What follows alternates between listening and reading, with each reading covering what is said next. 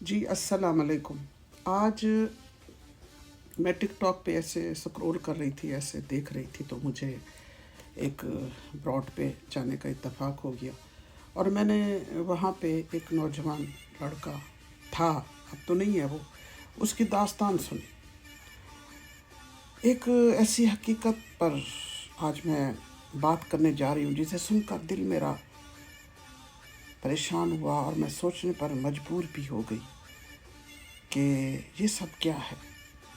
अपने वतन से निकलने वाला ये नौजवान गैर कानूनी रस्तों यानी डंकी के ज़रिए बैरून मुल्क का सफ़र करता है। ये सफ़र आसानी, कामयाबी और खुशियों का सफ़र नहीं था। आज उसकी उम्र 45 साल हो चुकी है, मगर उसकी ज़िंदगी का बड़ा हिस्सा खौफ, परेशानी, छुपना और गम, मुश्किलात में गुजरा। ऐसे बहुत सारे लोग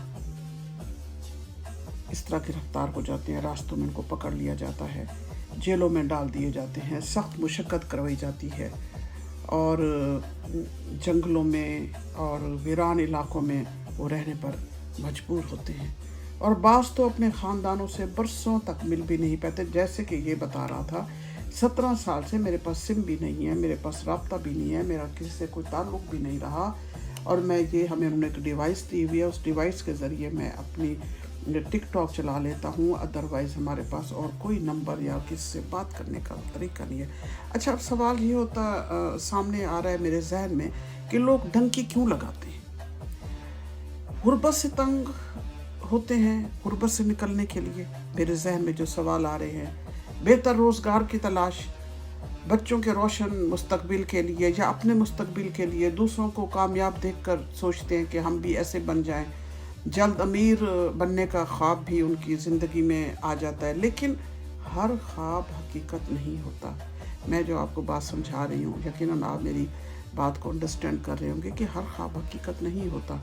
डंकी के बड़े नुकसानात हैं, जान का ख़तरा है, इंसानी स्मगलरों के हाथों इस्तेमाल हो जाता है इंसान, गिरफ्तारी और फिर जेल और ख़ानदान से दूरी, ज़हनी दबाव और तन्हाई, कानून जो है उसको गिरफ्त में लेना, कानूनी हैसियत न होने की वजह से मुसलसल आपके अंदर खौफ बैठ जाता है।